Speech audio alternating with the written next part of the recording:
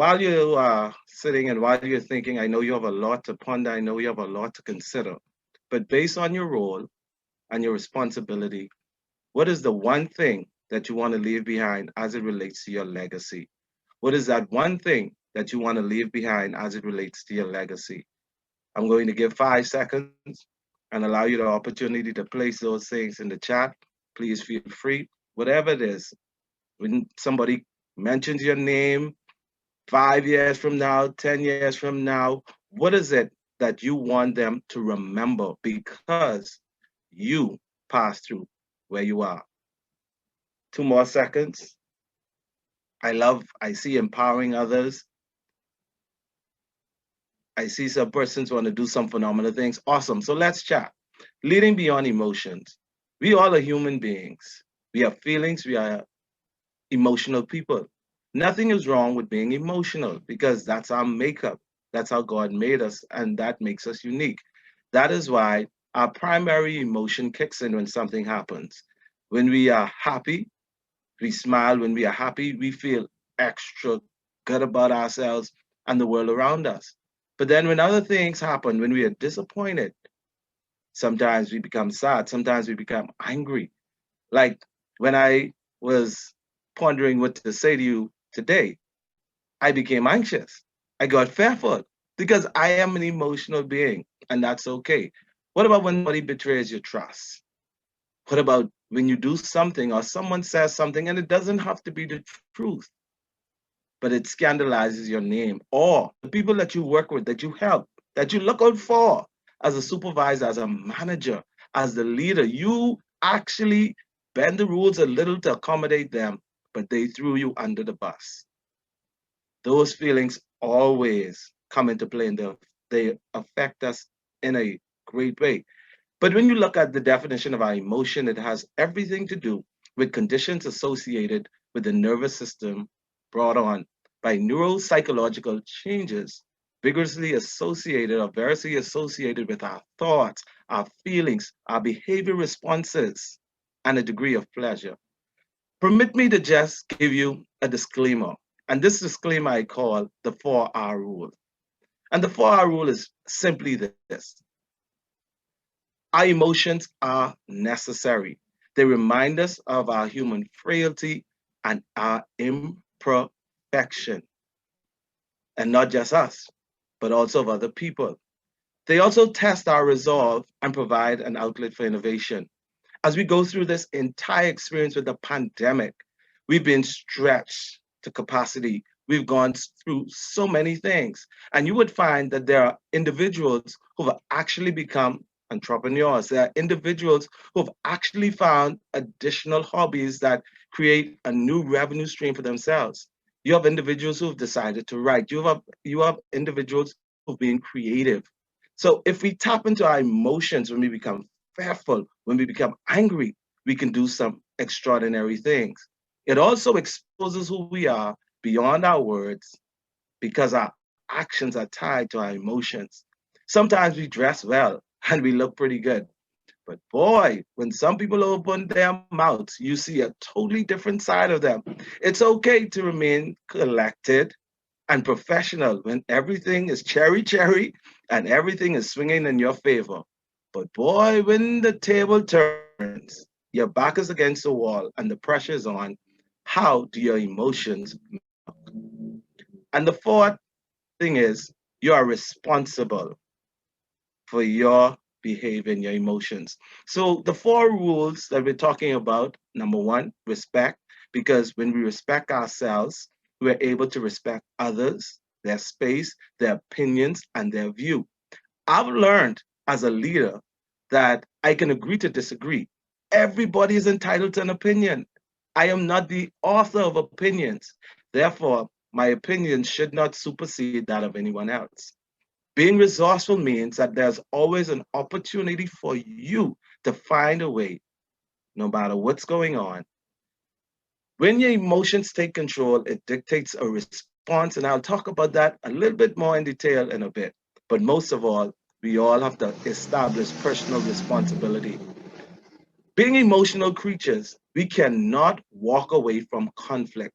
And conflict is simply a clash or issue that arises as a result of a problem.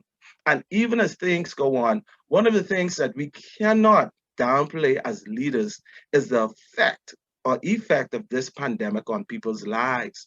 Some people, although we're working with them, we do not know what they're going through. We do not know that sometimes they cannot make ends meet because people do not share everything that's going on with them because that's a private matter. But they show up to work with a smile on their face, but you don't know what's going on behind the scenes. And we take for granted these things when we view people as machines, as robots, as bodies just to do a task and forget the human element. Because you have to understand when we dive a little bit deeper into these 4 R's and we talk about conflict, it affects different things. And the first thing is it affects our thought process. It's all in our mind. And there is a good scripture that I love that as a man thinks in his heart, so is he. Because our mindset controls everything that concerns us, the way we act, the way we behave, the way we interact with others. And it's important for us as leaders to not only check our emotions, but be mindful as it relates to how we allow our emotions to lead us. The second thing, our perception, our outlook on things, our outlook on life. And I must say to you that everyone's perception may not be the same thing because your level of exposure may be different from somebody else's. How you see something does not necessarily mean that I see it the way you see it because I'm not exposed as you are. That are values. Because the principles that you have for yourself is a particular way, that doesn't mean that I share those same values or principles. Our interests, which has everything to do with our ambitions and opinions, because for everyone is motivated by something. And as a leader, if we forget that people are motivated by different things, we will miss the mark because your title doesn't give you respect. Your title gives you the opportunity to lead a team, but the leader is the one who gets it done to a level of super efficiency. And most of all, attitudes. And our attitude has everything to do with our response in situations that test our emotions, that brings about a level of conflict. So let me encourage you with ways to deal with these things. Number one, when you look at your thought process, you understand how you perceive and make sense of the world around you. And while you're trying to do it, the people that you work with, that you associate with, that you socialize with are trying to do the very same thing. So here's the golden nugget for you because people process things differently. Give them an opportunity to not only express themselves, but provide a safe space for them to not feel intimidated because they did. The second thing, perceptions. Because we process things differently, we understand and interpret it differently. As you can see in the picture that is there, it's 2 glasses with the same amount of water. But you're saying, as a leader, the glass is half full because you're that optimistic person. But the pessimist on your team is saying, no, no, no, no, it's half empty. But my question to you is, who is wrong? My point exactly. So as we perceive things, let us remember we can all see, hear, get the same thing, but we could arise or come to different conclusions. So in communications, don't ever take for granted, leaders, that people interpreted and understood what it is that you said. Be clear, talk about it again, and ask them, do they understand? And then when we talk about our values, they help us understand what is acceptable and fuels our emotions, which dictate a response. But here's the golden nugget there. People respond to things against the backdrop of their values because you were raised in a Christian home. That is awesome. And you prize some values, but there are some other people that weren't raised in your home. They process things differently. I was dealing with a situation as a police officer where in one home, there was a parent that told their child, if somebody hits you, go and tell a teacher. Go and tell someone to help you. But then in another home, the value system was this. If somebody hit you, you better hit back. And you better don't come home and say you get beat because I'm going to beat you again. And when you put these people in the same environment, their responses to situations are different because of their values. As you work with people, as you lead, when you remember this, it'll allow you to keep your emotions in check. And most of all, interest. People have personal connection or involvement in things based on priorities. And there are people in this pandemic who's lost so much, who have had to be the breadwinner for their families. And when we breathe down their neck and dangle meat in the front of them that they won't get the promotion, or you're going to write poorly on their appraisals half yearly. If I can't eat, you think I'm worried about any appraisal? But if I can find a way and understand, okay, this person doesn't have food, and as a leader, if that is a problem, let me solve it. Because if that person is filled and not hungry, they will be more productive. So our golden nugget here: priorities or motives drive decisions and reactions in every situation. The what's in it for me factor determines the impact of the outcome. If you get caught up on position, that will not help you. I am an inspector now in the Royal Bahamas Police Force, so I have a small rank, but there may be some constables who have a lower rank, but they could get people to move when they say so. Why is that? Because they have influence. Title don't give you influence, leadership does. Then our attitude. Human beings are emotional creatures driven by their feelings. When you berate people, when you walk around as if you are the only person that exists in the world and nobody else matters, you make the fundamental mistake because people have feelings too. They will not respect you if you don't respect them. They will not open up to you and support you when you do not support them. Here's the golden nugget: for every action, there is a reaction. You rub the persons you associate with, you work around with, and you lead the wrong way, you will not get 100 or 1,000% with them. I use this rule. For those that work with me and I have the opportunity to supervise, when it's time to push, we push. But guess what? When there is downtime, I give them a day off. I send them home early. I tell them thanks. Now, when I have to call on them during a short notice, they will come running and do as I ask. You know why? Because they know that I respect and value them.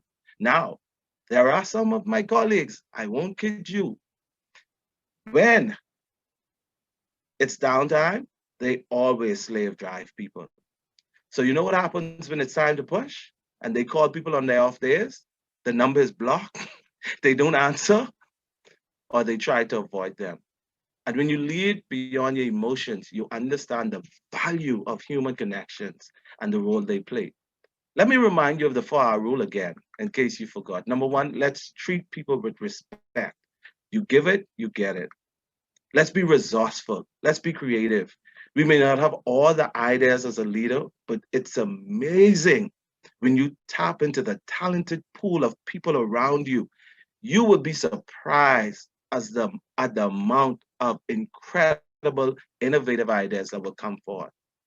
Our response: you will not always have good days as a leader, but your team will take the cue from you. If you're always dogmatic, if you are contentious, you will set that same tone for your team. And then responsibility. I've learned beyond everything else, when I serve as district director for Toastmasters District 47, everything rises and falls on leadership.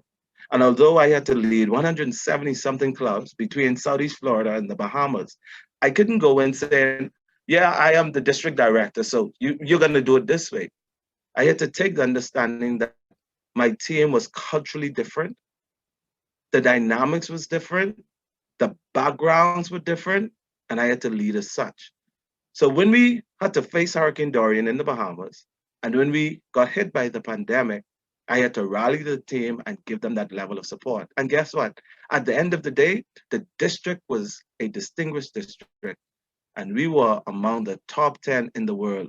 It wasn't because I was so great. It was because I didn't allow my emotions to take me in the wrong directions, to take advantage of people, but I allowed my emotions to lead me in the right direction to expose people, not exploit them, and give them an opportunity to be a part of the team. And together we achieve success.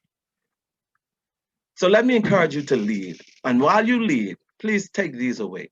Leverage your leadership by being kind, considerate, and always professional. I don't know about you, but at some point, you're going to have to give up that position. And in this pandemic, you know what I've learned? That nothing is set in stone. Because everyone who thought they were all of that, we were all reduced to one level because of this pandemic. So don't allow the position and the power to get you so drunk that you forget that you are on a timer. Empathy is key when relating to others because when you care about someone, they will care about what you care about. Always remember that. Appreciate the differences of your team and let them have the opportunity to shine. And like I began earlier, dare to leave a legacy. I don't know about you, but when I leave the Royal Bahamas Police Force and anyone mentions my name, I want to be remembered as someone who led because I empowered others to be their best, do their best, and become their best. And when all is said and done, the true measure of leadership as you lead beyond your emotion is not your title, it's not your position, but it's your influence. John Maxwell helps us with that. Nothing more, nothing less. Be exceptional, be great, blaze trails. Thank you. Have a good afternoon.